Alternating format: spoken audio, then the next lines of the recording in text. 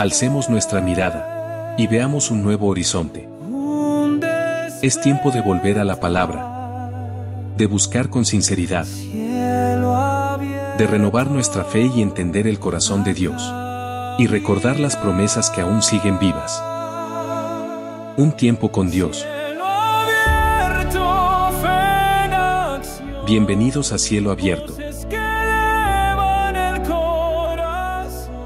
A Cielo Abierto les da la bienvenida el pastor Luis Acero y nuestro saludo también porque iniciamos ya también una nueva etapa y camino a terminar el año y luego entonces empezar un año nuevo. Esperamos que durante estos días, estos tiempos de meditación, estamos llegando a los 100 días de estar con A Cielo Abierto y estamos en el capítulo 25 del libro de Génesis. Nos ha tocado desde el versículo 1 del capítulo 1 de Génesis hasta el capítulo 25 contar con 100 días de trabajo, de meditación, de acompañarlos y por supuesto estamos agradecidos que usted también esté escuchando de manera que podamos juntos desarrollar principios para la vida, principios que están establecidos desde el Génesis, desde el principio, y que luego también se establecen como principios para todo el desarrollo de lo que se ha sistematizado ya en el Nuevo Testamento como el mensaje, la doctrina de la salvación. Estamos en el capítulo 25 del libro de Génesis y dice el versículo 1 hasta el versículo 6. Abraham tomó otra mujer. Había fallecido ya hace 14 años a Sara y Isaac tomó también una jovencita que se llama Rebeca, ¿verdad? La esposa que él tomó. Y Abraham continuó también desarrollando una vida de familia porque él vivió hasta los 175 años. Pero importante lo que en el capítulo 25 dice acerca de la tradición familiar que él tenía. Abraham llegó a tener muchos más hijos. Y aquí están sus nombres desde el versículo 2 hasta el versículo 5, pero expresa así la palabra. Abraham dio todo cuanto tenía a Isaac, pero a los hijos de sus concubinas de Abraham, incluido Ismael, Abraham solamente le dio dones, regalos, pero no le entregó todo, sino solamente a Isaac, que era el hijo de Sara. Era el hijo que había nacido con promesa y para quien también Dios tenía promesa. Y entonces dice que le dio dones solamente a los demás hijos, a los hijos de las concubinas, y los envió lejos de Isaac, su hijo. ¿Recuerdan esto? Sara había expresado cuando estaba en vida que Agar tenía un hijo Ismael, hijo de Abraham, que estaba haciendo bullying a Isaac y que Sara había propuesto que retire, que la saque de su casa a todos los hijos que no eran obviamente afín con la idea de que Abraham tenía un hijo con Sara. Y esta costumbre familiar, esta línea directa, diríamos, ¿no es cierto?, de familia que ha quedado. Sara ya ha muerto, ha fallecido buen tiempo, hace 14 años, y ahora Abraham está él administrando al hijo que Sara le ha dado. Y lo que hace lo mismo que cuando Abraham vivía con Sara. Dios le dijo, escucha lo que Sara está diciéndote.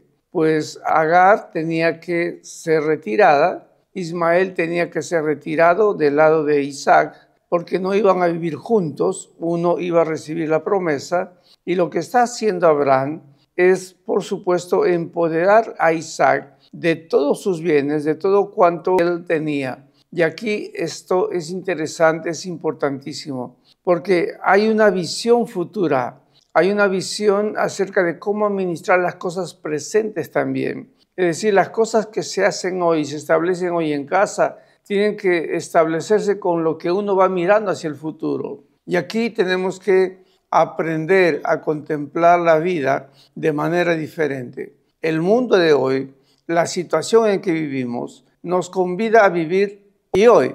Nos convida a vivir el tiempo ahora y ahora, pero no pensando que las cosas que hoy hacemos y las cosas que ahora hacemos tienen de todas maneras una consecuencia de destino, una consecuencia en las cosas que van a pasar en el futuro. Todas nuestras decisiones de todas maneras determinan para nosotros una identidad, pero cuando determinamos identidad, determinamos también destino. Y aquí Abraham tiene una identidad clara con este hijo que ha nacido de Sara, con Isaac. Y entonces él está entregando todo, pero a todos los demás hijos de las concubinas solo le entrega dones, más el gobierno, la administración le está entregando a Isaac, porque en Isaac hay promesa. Isaac también sabe esto, él se está formando bajo autoridad. Interesante entonces lo que expresa también el capítulo 25, que también Ismael tuvo descendencia, pero dice: y estos fueron los días que vivió Abraham. 175 años vivió Abraham. Cuando Isaac tenía 75 años, Abraham muere. Y dice entonces: y exhaló su espíritu, y murió Abraham en buena vejez, lleno de años, y fue unido a su pueblo. ¿Y a dónde lo sepultaron? ¿Y quiénes lo sepultaron a Abraham? Dice que lo sepultaron en la cueva de Macpela. ¿Recuerda usted aquella cueva que le había comprado Abraham a los heteos, a los hijos de Ed, y donde había enterrado también hace 14 años atrás a Sara? De modo que Abraham está siendo enterrado en aquella propiedad para sepultura que había comprado. Pero ¿quiénes entierran a Abraham? El pasaje del capítulo 25 dice entonces en el versículo 11, y sucedió, versículo 10, y heredad que convino a Abraham de los hijos de Ed, y ahí fue sepultado Abraham y Sara su mujer. Lo interesante y lo importante aquí es que también quien lo sepulta, dice, después de muerto Abraham, es Ismael e Isaac. Ismael había ya también desarrollado su vida, que era 15 años probablemente mayor que Isaac, y de modo que están juntos ahora Ismael, el hijo de la sierva, e Isaac, el hijo de Sara, están juntos sepultando a su padre. Había una convivencia en alguna manera, había una relación de hermanos entre ellos, pero obviamente uno era el que administraba la casa de Abraham y era Isaac. Y esto es bastante significativo porque hay una relación de familia que no se ha roto, no son enemigos, están reunidos ahora para enterrar a su padre en el lugar, ¿no es cierto?, donde había sido enterrado también Sara cuando murió 14 años atrás. Ahora, aquí empieza una historia entonces con Isaac, porque Abraham ya ha fallecido de 175 años, ha sido sepultado en la cueva de Macpela, y en el versículo 19 empieza una historia que le compete a Isaac. Dice: estos son los descendientes de Isaac, hijo de Abraham. Pronto ya la narrativa empieza entonces a narrar que Isaac, muerto Abraham, ya ahora tiene el descendientes, y tenemos que contemplar en esta historia cómo ahora Isaac y cómo la vida de Isaac y la historia de Isaac va a cosechar todo lo que su padre sembró. Lo que tenemos que mirar en la narrativa que continúa aquí es cómo los principios del Génesis, los principios que están en Génesis 1, que Génesis 6, Noé, la Torre de Babel, todas las cosas que se fueron desarrollando, cómo también Dios se fue revelando progresivamente, ahora deben estar manifestadas en la vida de este hijo que ya nació con promesa, nació bajo juramento de parte de Dios, de que este hombre iba a ser bendito, este varón llamado Isaac. Y ahora lo que tenemos que contemplar en la historia es cómo entonces encaja todo lo anterior en la vida de Isaac. Y vamos a contemplar lo que dice: estos son los descendientes de Isaac, hijo de Abraham. Abraham engendró a Isaac, y era Isaac de 40 años cuando tomó por mujer a Rebeca, ¿verdad? También Abraham en ese tiempo tenía 140, porque Isaac nació cuando él tenía 100 años. De modo que Rebeca es unida a la familia, y hacía 14 años que había fallecido Sara. Sara no conoció a Rebeca. Sara dejó a su hijo 14 años atrás. Y dice que también el versículo siguiente, 2 hijos le nacieron de Rebeca. Tomó por mujer a Rebeca, hijo de Betuel el arameo, y en Padán Aram, hermano de Labán el arameo también. El papá de Rebeca era arameo y también Labán era arameo. Como hemos expresado, el arameo y el cananeo son 2 idiomas que se van desarrollando paralelamente, pero mucho más temprano el arameo, y detrás de estas lenguas unas familias más primitivas que eran el cananeo y el fenicio. Entonces del cananeo y el fenicio resultan pues el vocablo arameo y también el vocablo hebreo, que se van a distinguir culturalmente también. Y lo que acontece aquí es importante porque señala que Rebeca también era estéril. Rebeca no podía tener hijos y estaban de 75 años cuando expresa la palabra de Dios que Rebeca empieza entonces a engendrar hijos, pero sucede algo importante. El versículo 21 dice, y oró Isaac a Jehová por su mujer que era estéril, y aceptó Jehová y concibió Rebeca su mujer. Miren la diferencia. Abraham tuvo promesa a los 75 años. Caminó 10 años y tuvo a Ismael con una concubina, con una sierva entregada por Sara. Pero luego llega hasta los 100 años y sigue esperando la promesa de Dios. Abraham no está orando para que Sara tenga hijos, sino que Abraham está esperando en la promesa de Dios. Ahora, Dios le ha jurado ahora. Entonces, lo que tiene que hacer Isaac es orar para que el juramento, para que lo que Abraham ha sembrado su padre, él pueda cosechar. ¿Me entiende?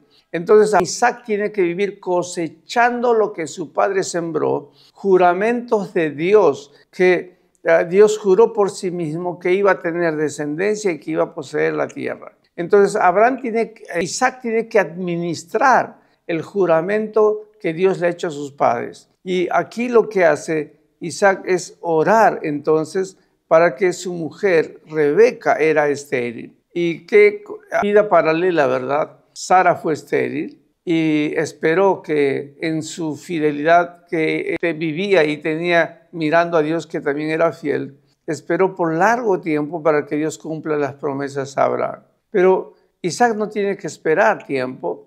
Isaac no tiene que hacer el mismo camino de su padre, sino que Isaac tiene que ya cosechar lo que su padre sembró. Y aquí está entonces ya la primera generación, Isaac, que está cosechando, ¿verdad?, lo que su padre sembró. Por eso es importante, con nosotros como hijos, usted como hijo, usted como hija, de todas maneras, en nuestra vida está latente lo que nuestros padres sembraron para nosotros. Bien es cierto que las maldiciones, todas estas son cortadas, ¿verdad?, en cuanto a condenación para nuestras vidas.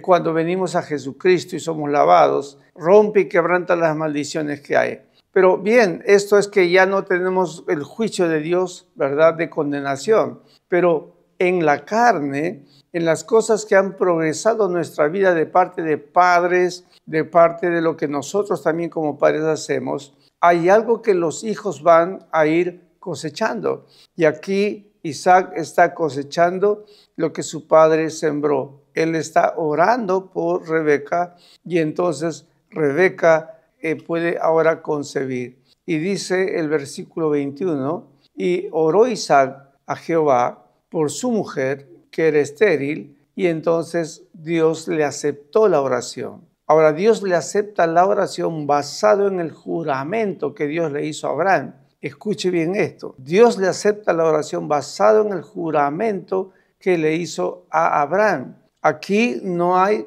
lo que podríamos decir un valor propio o diríamos un logro propio de parte de Isaac. Lo que Isaac está haciendo es lograr que las promesas puedan llegar como bendición a su vida.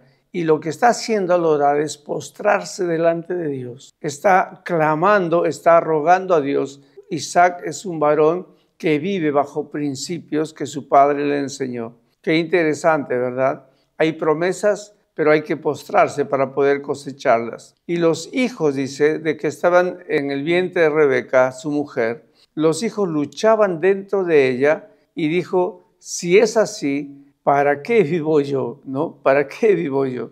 Imagínense estar gestando y sentir que los hijos están pleiteando, están pateándose dentro, están golpeándose dentro, y había pues una situación bastante difícil para Rebeca. Y como madre ella dice, bueno, si es así, ¿para qué vivo yo? Imagínense usted la experiencia de tener dos hijos que se odian, que se pelean, que hay conflicto dentro. Pero, ¿qué nos dice todo esto? Lo que está escrito en Génesis capítulo 3, que la noticia que le dio Dios a la serpiente, que un descendiente de la mujer le iba a dar en la cabeza a la serpiente. De modo que ya los bebés, desde que son concebidos, ¿verdad?, tienen lo que dice Jeremías 1:5, antes que te formase en el vientre te conocí. Cuando hay ya formación de la vida en el vientre de la madre, ya hay misión, ya hay visión, cuando está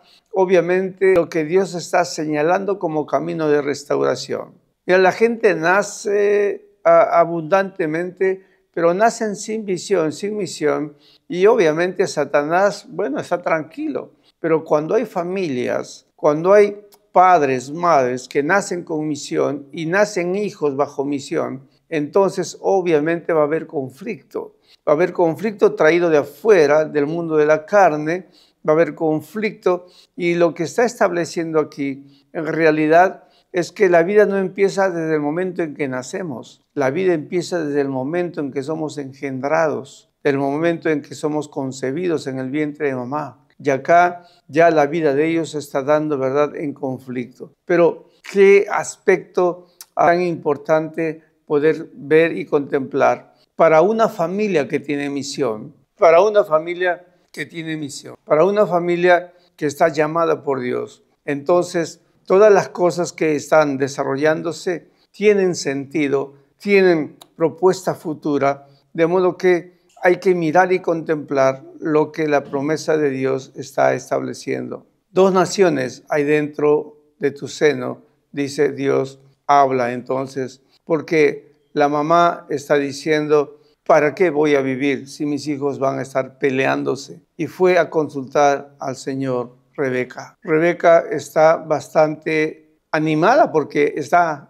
ahora que era estéril, está con 2 hijos en el vientre, pero está desanimada, está desconsolada porque los 2 hijos están peleándose dentro del vientre. Qué tristeza, ¿verdad? Qué desconsuelo es cuando estas cosas se dan en casa. Pero se puede entender cuando una familia tiene visión y tiene misión. Y lo que está propuesto también, lo que hemos expresado en el tema anterior, el día sábado, el día viernes. El Señor envía su ángel delante de nuestras generaciones. De modo que todas las cosas que pasen, por más humanas que sean, por más difíciles que sean, Dios envía su ángel. Y aquí está obviamente también Dios hablándole a Rebeca y le dice, 2 naciones hay en tu seno y 2 pueblos serán divididos desde sus entrañas. La bendición de Abraham es que sus hijos van a ser como las estrellas del cielo, como la arena que incontable.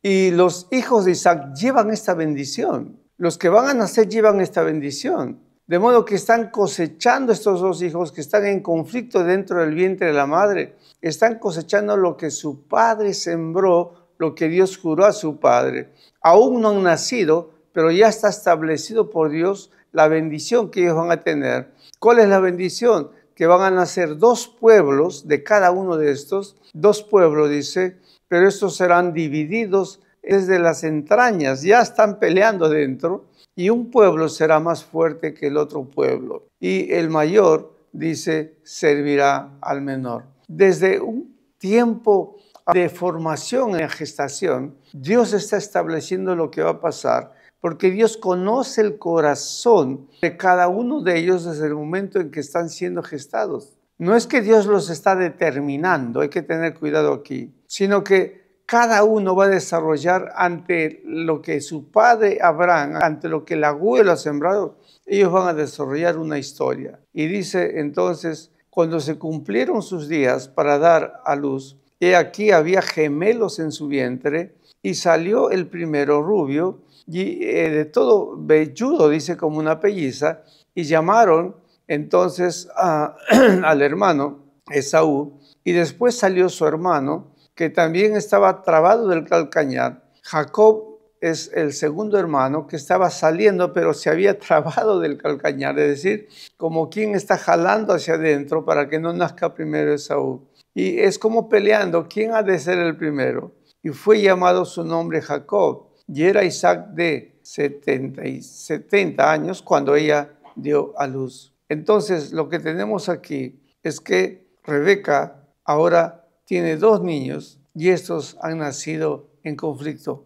Hay 2 pueblos ahí que están cosechando las bendiciones del abuelo. Y lo que tiene que hacer Isaac es, bajo la bendición, bajo lo que su abuelo sembró, tiene ahora que administrar esta bendición. Entonces, una cosa es sembrar, una cosa es hacer misión o plantar columna para misión, y otra cosa es administrar la misión bajo la cual, ¿verdad?, otros nacen como bendecidos por lo que estableció en misión. Papá, mamá, Dios nos está llamando, ¿sabes qué? A sembrar misión. Dios nos está llamando a sembrar nuestra vida en adoración. De modo que tu paternidad, la maternidad, tiene que ser siembra de promesas de parte de Dios para tu vida, de que el ángel de Dios vaya delante de ti, pero también delante de tus hijos, delante de todo lo que se va a establecer, que podamos nosotros iniciar una historia nueva.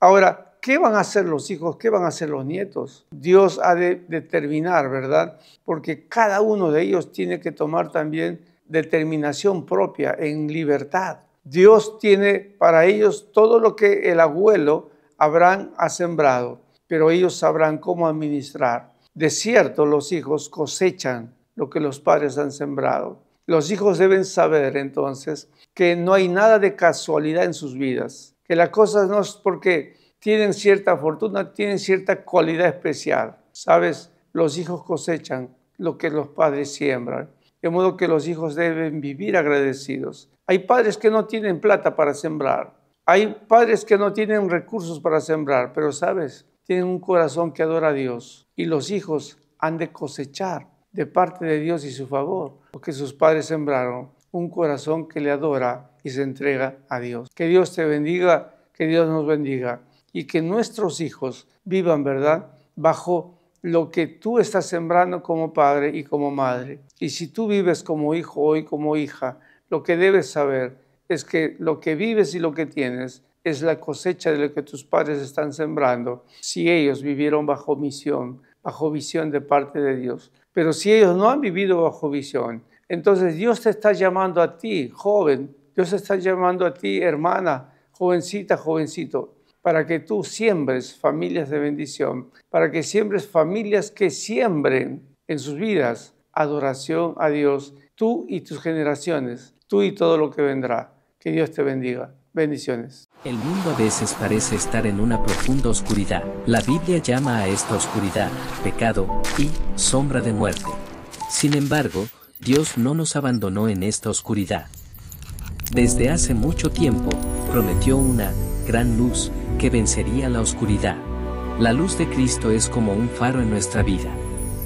Ilumina nuestro camino, nos permite conocer el verdadero rostro de Dios, expulsa la oscuridad que hay en nosotros y nos da verdadera libertad y vida. ¿Está tu vida en la oscuridad en este momento? Mira hacia la luz de Cristo. Esa luz nunca se desvanece y nos guía al reino de la vida eterna.